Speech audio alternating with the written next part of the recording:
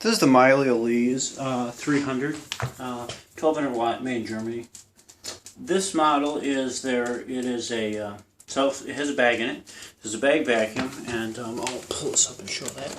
You can see the bag there, and it's a Hepa bag. And in addition to that, it has these filter cartridges. There, I believe there's one down low there, and then one up here that also filters. So it's basically a double Hepa type of setup. They've tested this, and you can look at the specs and see the exact particle size.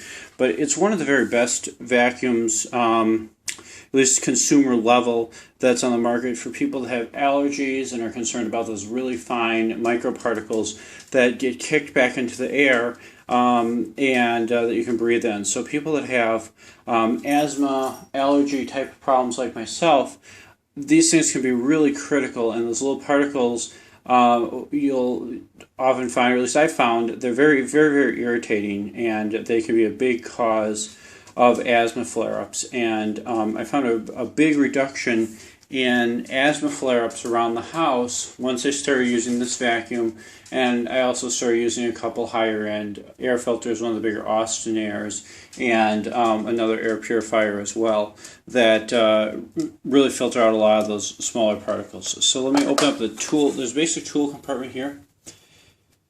A little wand, this little wider one, and then the brush. And I've had this for getting close to 6 months now. I've made pretty extensive use of it. I would say bag-wise, I think that I've gone through, this is either my 4th or 5th bag in here, so I've done a pretty good amount of vacuuming with it, maybe my 4th. The bags are on the expensive side. They're about $4 a piece, but they are the Hepa filter type of material that definitely makes them more expensive, and they're designed specifically to catch all those small particles. So I'll go through the way the vacuum works real briefly here, just to give you an idea and let you hear it, because that's something that just didn't have a lot of demonstrations that showed me the volume level of it, and really ran through this before I bought it. So it comes with this, in the kit I got, it comes with this attachment for floors, and this either can go tight against the floor, or it can have some brushes that come up. When it's tight against the floor, that's only good for very smooth, hard floors. It is very tight with the suction turned up, and you can just push it around and take up small dust. I just was in just cleaning our bedroom floor where there's a air filter running right now, but hard laminated floor like that in there, and I had it set to the flat level on this tool, so it was right against there, and I was cleaning the dust out from under the bed. So that worked well for that. I'd actually first vacuumed to get up any larger feathers and stuff there. Then I went back with this tool, reach under the bed. I could get all the way under there at an angle and get up all the fine dust particles. And I didn't get a lot of that in the air. Of course, you still get a little bit in there when you're moving things around, and that's why the filter's turned up. So you can also, the wand disconnects right here, and you can put those tools in like I showed you, or I frequently use this with just the hose on there. So let me show you the sound of this. I have it on low right now, and I think it's going to engage because I have this sitting in the storage area now. So it's actually, no, I'm sorry, it's on maximum right now, so we're just going to tap this down. You can use it in auto. I think that's the default, and I have it down in the minimum right now. So this gives you an idea of the volume level. I'm talking at a relatively normal volume level, and I don't have another person to talk to, but Vasco. The dog can hear me just fine, he just doesn't want to come here. So that gives you an idea where you're at a minimum.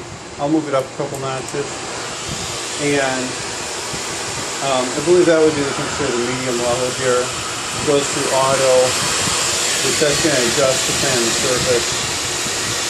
Actually, the ear, I believe, is that runs a little bit quieter maybe than the previous one. Then I'll go ahead and keep this up to max. And it does feel a little bit louder. Yeah, it's a little bit on the louder side, closer to a normal vacuum when you're up on maximum there. You're probably supposed to touch it with your hand, but for the video, I'm just using it for. So anyway, here we're back down to minimum, and once again, pretty low level of noise, really easy to talk over. A couple people that have heard this vacuum running when it's down at one of these low settings have have really been extremely impressed. And you can actually still vacuum with a fair amount of light stuff when it's down low. So, let me go ahead and turn the unit off. This is the power. This one's the cord rewind, which I won't hit right now. The power on it overall is really excellent. This control with these 6 different levels here is great, especially if you have anything like you vacuum a little light area rug or a curtain, anything like that where you don't want the full vacuum power because it's just going to suck the material in there. Putting it down to a lower level there is really, really excellent.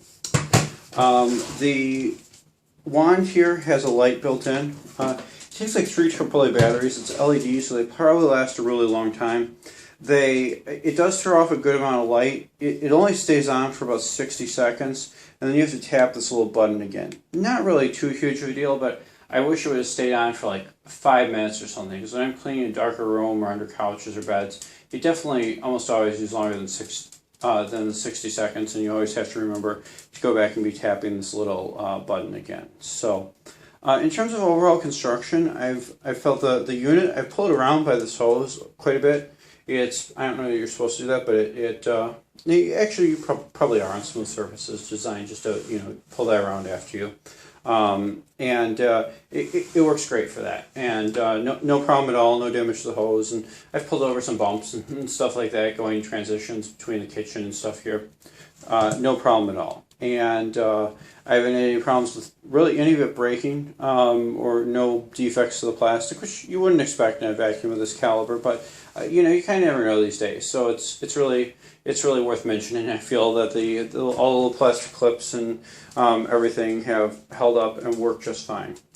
In terms of clogging, I've only had a clog on me once when I first got it. I believe it was the only time I got anything to clog in it.